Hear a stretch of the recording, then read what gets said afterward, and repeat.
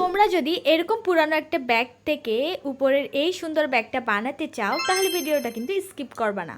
ব্যবসায় পেজ আর research trade page মিলে একটা গিভ অ্যাওয়ে কন্টেস্টের আয়োজন করেছি, সেখানের জন্যই মূলত আমি এই কাজটা করেছি।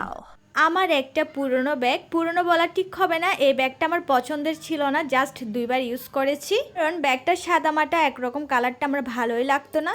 তাই এই কন্টেস্টের জন্য এই ব্যাগটার উপর আমি স্টারি নাইট থিমের উপর কাজ করেছি অ্যান্ড পেন্টিং করার পর কিছু পার্ল আর লেস লাগিয়ে ব্যাগটার লুকটাই একদম পাল্টে দিয়েছি। আর সবশেষে রয়েছে বার্নিশের পার্ট, যেটা তো আমি একদমই মিস করি না।